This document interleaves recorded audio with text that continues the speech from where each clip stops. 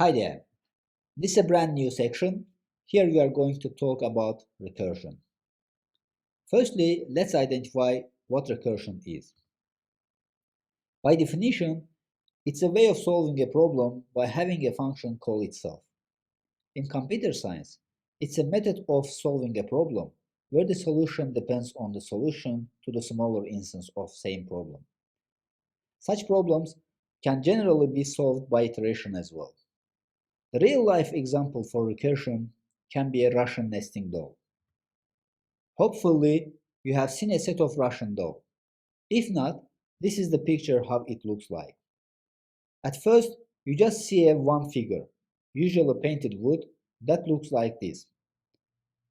If you remove the top half of this doll, you see another slightly smaller Russian doll inside it. You can remove this doll from here and again separate its top and bottom halves. Here again you will see another smaller doll. And if you do it once more, you will see another smaller one. And we can keep going until we find the smallest Russian doll. It is just one piece, so it does not open. As you see, a Russian doll is a sequence of similar dolls inside each other that can be opened, but every time the size gets smaller and smaller. Each time you open a doll, a smaller version of doll will be inside, and you repeat the process until you reach the final doll that cannot be opened. Here, if you think of this big doll as a problem, you can see that the problem gets the smaller instance of the same problem until we solve it.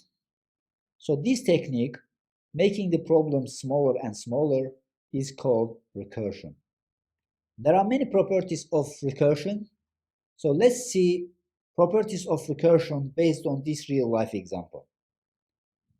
So here, our example of Russian dolls conform with the main properties of recursion. So the first property is performing the same operation multiple times with different input.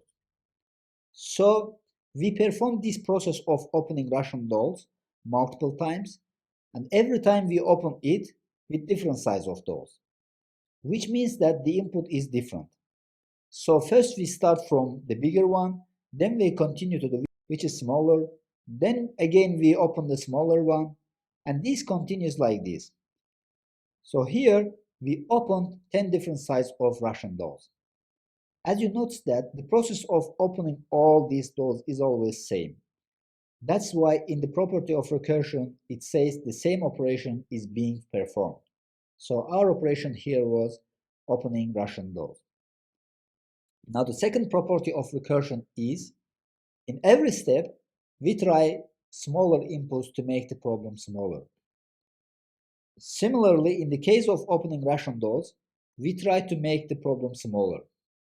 First we open the big doll again, and then the next smaller, and then the next smaller, and so on. Now you might be interested why we are making the problem smaller. Because every time we make the problem smaller, this makes it easier to find the solution at the end. Which is the smallest Russian doll at the end that does not contain any other one. This is the solution for this problem. Finally, the last property of recursion is that base condition is needed to stop recursion. Otherwise, infinite loop will occur. Basically, the base condition is the condition after that we will not do any more recursion. We will stop the recursion because we either would have found the answer or the answer does not exist. In the case of Russian dolls, we open the first one, then the second one, then the third one, until we reach the one which is the smallest one. So we have to mention that when we reach the smallest one that cannot be opened, we need to stop here. Now you might be interested, what if we don't provide a base condition? In this case, the system will not know when to stop recursion, and this will lead to infinite loop. So no one wants to get inside an infinite loop, because you will never come out of it. There are even a lot of programming jokes about infinite loop. The one that I like most is a programmer's wife tells him as he leaves the house, "While you are out, buy some milk." He never returns home and the universe runs out of milk. You see that she hasn't provided base condition here. That's why her husband is gone for forever. So hopefully you understand all properties of recursion. So let's convert this rational example into the code so we can express it in the computer science. So our code for this rational example will be like this. Here we provide base condition as when the door equals 1. So all doors are open. So here I took as a 1 the smallest one, which cannot be opened. Otherwise, every time we are calling this same function with one smaller and opening each door.